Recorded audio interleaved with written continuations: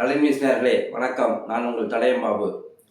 திருப்பரங்குன்றம் மலை மீது தீபம் ஏற்றும் விவகாரம் மதுரை உயர்நீதிமன்றத்திலும் பொது அரங்கத்திலும் சமூக வலைதளத்திலும் பரபரப்பாக இன்றைக்கு பேசும் பொருளாக மாறியிருக்கிறது.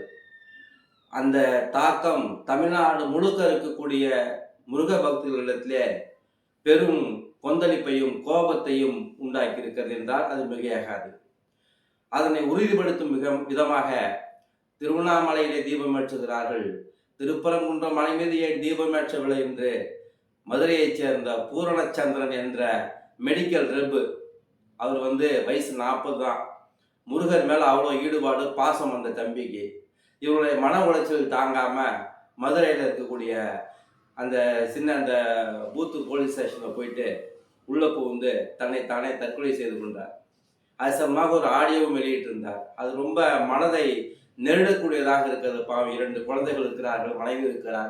இந்த இளம் வயதில், வாழ வேண்டிய வயதில் அந்த தம்பி முருகனுக்காக திருப்பரங்குன்றம் மலை மீது தீபம் ஏற்ற வேண்டும் என்கின்ற ஒற்றை கோரிக்கைக்காக இன்றைக்கு குரல் கொடுத்து மன உளைச்சலிலே இன்றைக்கு தற்கொலை செய்து கொண்டிருக்கிறார் என்ற தகவல் அனைவரிடத்திலேயும் இதயத்தை ரணமாக்கி இருக்கிறது. அது சம்பந்தமாக பல்வேறு கட்சி தலைவர்களாம் இரங்கல் தெரிவித்திருக்கிறார்கள். இனியாவது தமிழக அரசு இந்த ஆன்மீக விஷயத்தில் கொஞ்சம் அக்கறையோடு நடந்து கொள்ள வேண்டும். அரசியல் கலக்காமல் அடிப்படை உரிமையான ஆன்மீகத்தில் தமிழக அரசு அனைவருடைய கோபத்தையும் சம்பாதிக்காமல் அவர்களுக்குண்டான ஒரு மத ரீதியான உரிமைகளை கொடுப்பதற்கான முயற்சிகளை தமிழக அரசு ஈடுபட வேண்டும்.